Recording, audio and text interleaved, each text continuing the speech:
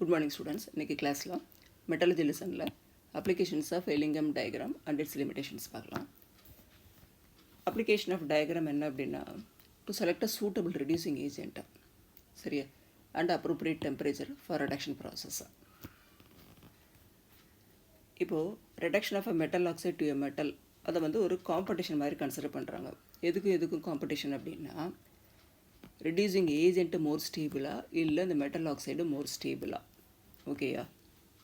இப்போது த element used for reduction இருக்குல்ல, reducing agent,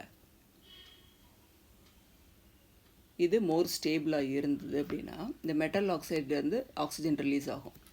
அந்த ஆக்சிஜன் என்ன பண்ணுதுன்னா, இந்த ரெடியூசிங் ஏஜென்ட்டு மோர் ஸ்டேபிளாக இருந்தது அப்படின்னா இந்த ரெடியூசிங் ஏஜென்ட்டில் உள்ள எலிமெண்ட்ஸோட இந்த ஆக்சிஜன் வந்து கம்பைன் ஆகிடுது. சரியா? கம்பைன் ஆகி அதில் என்ன ப்ராடக்ட் இருக்கோ அதை ஃபார்ம் பண்ணிடுது. இப்போது இந்த மெட்டல் ஆக்சைடை இது மோர் ஸ்டேபிளாக இருந்தது அப்படின்னா, மோர் ஸ்டேபிள் தென் த ரெடியூசிங் ஏஜென்ட் அப்படின்னா, இதுலேருந்து ரிலீஸ் ஆகிற ஆக்சிஜன் வந்து இதில் வேறு மெட்டல்ஸ் இருக்கும் இல்லையா, ஒரே ஒரு மெட்டலில் நம்ம எக்ஸ்ட்ராக்ட் பண்ண மாட்டோம். சரியா? ஒரு மெட்டல் நமக்கு வேணுங்கிறத எக்ஸ்ட்ராக்ட் பண்ணுவோம், அதில் மித்த மெட்டல்ஸ் இருக்கும். மெட்டலோட அதாவது நிறைய மெட்டல்ஸ் கம்பைன் ஆகி தான் ஓர் இருக்கும். நமக்கு வேணுங்கிற மெட்டலில் அந்த பர்டிகுலர் டெம்பரேச்சரில் நம்ம எக்ஸ்ட்ராக்ட் பண்ணுவோம். அப்போ ரிமைனிங் மெட்டல்ஸ் இருக்கும்ல, அதில் இந்த ஆக்சிஜன் போய் கம்பைன் ஆகிக்கிறோம். சரியா? அப்போது இந்த ஆக்சிஜனை எந்த மெட்டலில் கம்பைன் ஆகணும் அப்படிங்கிறது, ரெடியூசிங் ஏஜென்ட்டோட ஒரு மெட்டல் இருக்கும் அதோட கம்பைன் ஆகணுமா, இல்லை இந்த மெட்டல் ஆக்சைடு உள்ள மித்த மெட்டல்ஸோட கம்பைன் ஆகணுமாங்கிறது எந்த ரெடியூசிங் ஏஜென்ட்டாக மெட்டல் ஆக்சைடாக இதில் எது மோர் ஸ்டேபிள் அதை பேஸ் பண்ணியிருக்கு. இஃப் இட் இஸ் மோர் ஸ்டேபிள்னா oxygen will combine with the reducing agent metal. If metal oxide is a more stable அப்படின்னா oxygen will combine with the metals and the metal oxide. Okay, இப்போது இந்த டயக்ராம்லேருந்து நம்ம என்ன கண்டுபிடிக்கணும்னா, relative stability of the different metal oxides. சரி, இப்போ பார்த்தோம் மெட்டல் ஆக்சைடு வந்து எந்தளவுக்கு ஸ்டேபிளாக இருக்குது அப்படின்னு. அப்போ ரிலேட்டிவ் ஸ்டெபிலிட்டி, ஒரு மெட்டலுக்கும் இன்னொரு மெட்டலுக்கும் இடையில் ஸ்டெபிலிட்டி பார்க்கும்போது எது மோர் ஸ்டேபிள்ங்கிறத கேல்குலேட் பண்ணலாம். அப்போது எந்த மெட்டல் ஆக்சைடை நம்ம ரெடியூசிங் ஏஜென்ட்டாக யூஸ் பண்ணலாம் அப்படின்னு கேல்குலேஷனுக்கு ஈஸியாக இருக்கும். At a given temperature can be found. Okay, இப்போது ஃபஸ்ட்டு Ag2O எடுத்துக்கோ, HgO எடுத்துக்கோ. இப்போ இந்த ரெண்டு மெட்டல் வந்து சரியா இங்கே இருக்குது, 0 கிட்ட இருக்குது. இது வந்து கிப்ஸ் ஃப்ரீ எனர்ஜி, இங்கே வந்து டெம்பரேச்சர் இருக்குது. இது ஆல்மோஸ்ட் 0 இங்கே வந்துடுச்சு. இந்த இடம் வந்து ஸ்டேபிளாக இருக்கும். இந்த ஆக்சைட்ஸ் வந்து R unstable at moderate temperature. ஏன்னா இந்த டயக்ராமே பார்த்தீங்கன்னா ஃபுல்லாக நெகட்டிவ் இதில் தான் இருக்கும், இருக்கு இல்லையா? டெல்டா ஜி நெகட்டிவாக இருக்கும்போது தான் இந்த மெட்டல் ஆக்சைட்ஸ் எல்லாமே மோர் ஸ்டேபிள். இப்போது இதே இதில் இது அப்பர் பார்ட்டில் இருக்குது, 0 பக்கத்தில் இருக்குது. ரெண்டுமே ஒன்று 0 கிட்ட இருக்குது, இன்னொன்று வந்து 0க்கு கொஞ்சம் தள்ளி இருக்குது. அப்போ இது ரெண்டுமே வந்து ரொம்ப அன்ஸ்டேபிளான மெட்டல் ஆக்சைட்ஸை. இந்த ரெண்டையும் வந்து ஈஸியாக டீகம்போஸ் பண்ணிடலாம். இப்போது டெம்பரேச்சர் மாடரேட் டெம்பரேச்சர்லேயே இந்த பாயிண்ட் இருக்குல்ல, இந்த பாயிண்ட் வந்து டீகம்போசிஷன் பொசிஷன். இந்த டெம்பரேச்சரில் இதை டீகம்போஸ் பண்ணுறது ஈஸி. ஓகே, அப்போ என்ன சொல்கிறாங்க, டீகம்போஸ்ட் ஆன் ஹீட்டிங் ஈவன் இந்த ஆப்சன்ஸ் ஆஃப் ரெடியூசிங் ஏஜென்ட். ஒரு ரெடியூசிங் ஏஜென்ட் ஆட் பண்ணாமே இதை ஈஸியாக டீகம்போஸ் பண்ணிடலாம். ஓகேயா? டீகம்போசிஷன் டெம்பரேச்சர் வந்து 600 to 700 கெல்வின். மாடரேட் டெம்பரேச்சர்ஸில் இதை டீகம்போஸ் பண்ணிடலாம். ஓகே, இப்போது நெக்ஸ்ட் பாயிண்ட் பார்க்கலாம். இந்த டயக்ராம் நமக்கு என்ன இண்டிகேட் பண்ணுதுன்னா, to predict thermodynamic feasibility of reduction of oxides. ஓகேயா? டெல்டா G0 வச்சு தான் நம்ம இந்த ப்ராசஸே பண்ணுறோம். அப்போ தெர்மோடைனமிக் ஃபீசிபிலிட்டி தான் நம்ம அனலைஸ் பண்ணுறோம். அப்போ one metal by another metal, இதில் நிறைய மெட்டல் ஆக்சைட்ஸோட லைன்ஸ் இருக்குது. அவுட் ஆஃப் தீஸ் மெட்டல்ஸை ஒரு மெட்டலில் ரெடியூசிங் ஏஜென்ட்டாக யூஸ் பண்ணி இன்னொரு மெட்டலில் ரெடியூஸ் பண்ண முடியும். ஓகேயா? அதுதான் இந்த ப்ராசஸ்ஸாக. அப்போது any metal can reduce oxides of other metals that are located above in diagram. ஓகேயா? இப்போது இந்த லைன்ஸு எவ்வளோ கீழே இருக்கோ அவ்வளோக்குள்ள அது ஸ்டேபிள். ஓகேயா? அப்போது இது ஸ்டேபிள், இது மோர் ஸ்டேபிள், இது ஸ்டேபிள். ஓகேயா? அப்போது இந்த லோயர் மெட்டல் ஆக்சைடை வச்சு இந்த மேலே உள்ள மெட்டல் ஆக்சைடை ரெடியூஸ் பண்ணலாம். அப்போ எது அன்ஸ்டேபிளாக இருக்கோ அதை ஈஸியாக டீகம்போஸ் பண்ண முடியும். ஓகே, இதில் ஒரு எக்ஸாம்பிள் கொடுக்குறாங்க. Cr2O3 lies above aluminium. அதாவது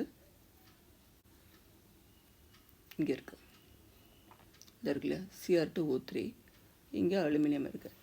நமக்கு பார்த்தோன்னே சொல்லிடலாம், இது வந்து அலுமினியம் வந்து கீழே இருக்குது. இந்த லைன் வந்து ரெண்டு இதை ரிலேட்டிவாக கம்பேர் பண்ணுறோம். இந்த ரெண்டுத்தில் எது கீழே லொக்கேட் ஆகியிருக்கு கிராஃபில் அப்படின்னா இதுதான். அப்போ இது வந்து மோர் stable. Aluminium is more stable than chromium. ரெண்டு மெட்டல் தான் கம்பேர் பண்ணுறோம். அப்போ aluminium is more stable than chromium. அப்போ என்ன பண்ணலாம்? Aluminium can be used to reduce a Cr2O3. It can be used as a reducing agent. ஓகேயா? ஆனால் அலுமினியமுக்கு கீழே வந்து 2 ஆக்சைட்ஸ் இருக்குது. கால்சியம் ஆக்சைடும் இன்னொன்று வந்து மெக்னீஷியம் ஆக்சைடு. இதை யூஸ் பண்ணி இந்த ரெண்டையும் ரெடியூஸ் பண்ண முடியுமா? முடியாது. ஏன்? Calcium oxide is more stable then aluminium. அப்போ இதை டீகம்போஸ் பண்ணுறது கஷ்டம். சரி, அதே மாதிரி magnesium oxide is more stable then aluminium. அப்போது ஒரு லைன் எடுத்துட்டேன்னா அதுக்கு கீழே லொக்கேட்டாக இருக்க லைன்ஸில் என்னென்ன ஆக்சைட்ஸ் இருக்கோ அதை வந்து நீ டீகம்போஸ் பண்ண முடியாது. They are more stable. At the same time இந்த லைனுக்கு மேலே உள்ள ஆக்சைட்ஸை MnO2 இது எல்லாமே less stable then this aluminium. Okay, அப்போது இது can be used as an reducing agent to reduce the oxides located above. ஓகேயா? இப்போது இன்னொரு பாயிண்ட்டு, கார்பன் லைன் இருக்குது பாரு. இது எல்லா லைன்ஸுமே பாசிட்டிவ் ஸ்லோப்ஸ். ஏன்னா லீனியராக இருக்குது, எல்லாமே அப்சைடாக இருக்குது.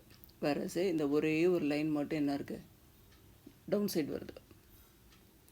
சரியா? டவுன் சைடு வரும்போது இது மட்டும் நெகட்டிவ் ஸ்லோப்பு. அப்போ இந்த நெகட்டிவ் ஸ்லோப்பை வந்து it cuts across many metal oxides. எத்தனை மெட்டல் ஆக்சைட்ஸை கட் பண்ணுது பாரு. இங்கே வருது, இங்கே பாரு 1 2 3 வரிசை எல்லா மெட்டல் ஆக்சைட்ஸுமே கட் பண்ணிட்டு போகுது. அப்போ என்ன சொல்கிறாங்க, இந்த கார்பன் மோனாக்சைடை it can be used as a reducing agent to reduce these metal oxides. எதெல்லாம் கட் பண்ணிட்டு போகுதோ அந்த மெட்டல் ஆக்சைட்ஸ் எல்லாம் ரெடியூஸ் பண்ணுறதுக்கு கார்பன் மோனாக்சைடை ரெடியூசிங் ஏஜெண்ட்டாக யூஸ் பண்ணலாம்.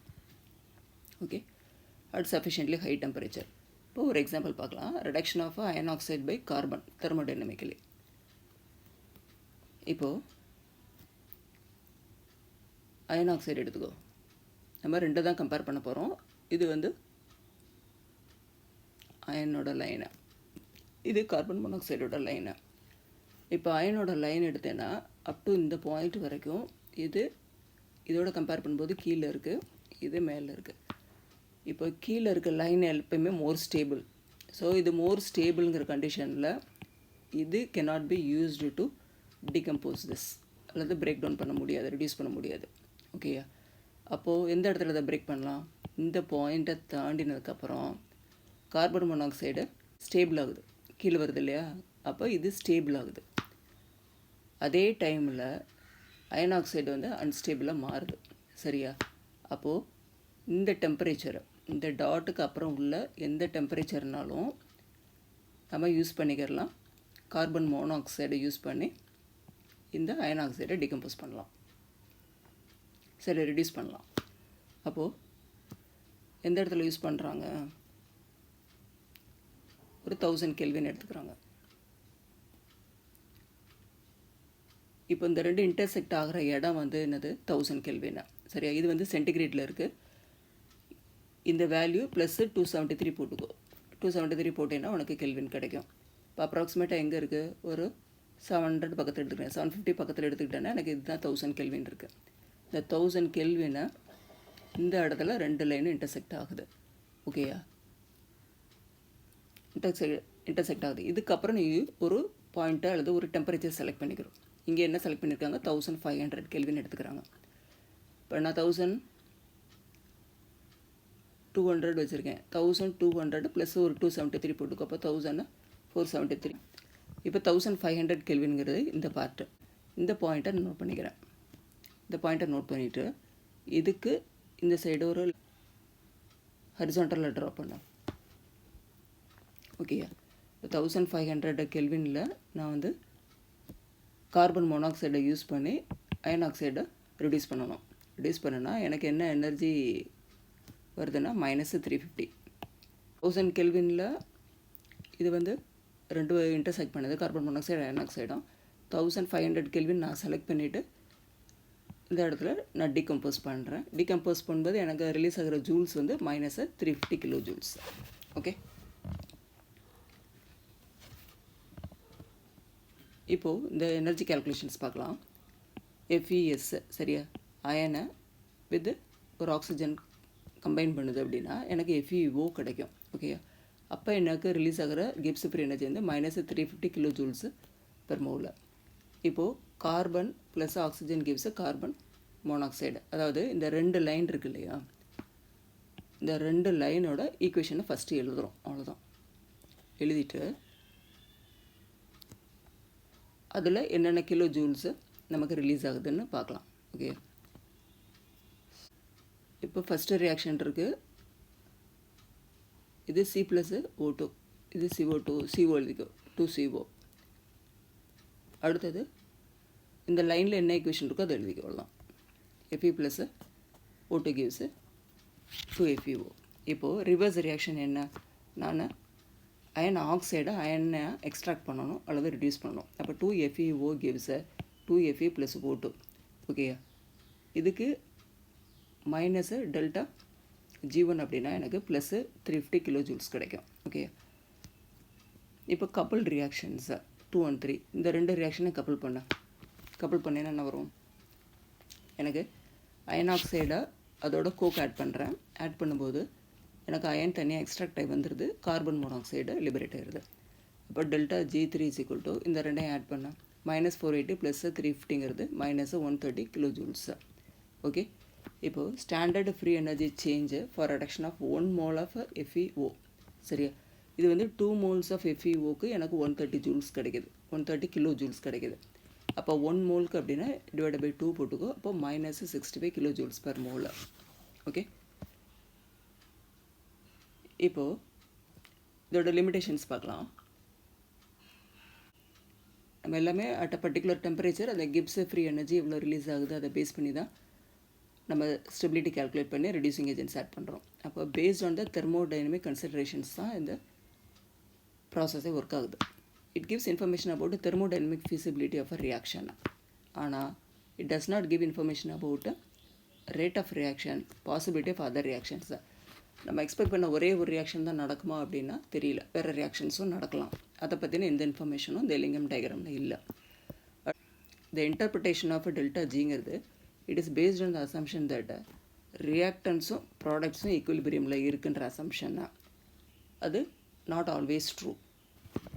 ஓகேயா, ஓகே, இந்த அப்ளிகேஷன்ஸ் அண்ட் லிமிடேஷன்ஸ் உங்களுக்கு புரிஞ்சிருக்கும்னு நினைக்கிறேன். Thank you students.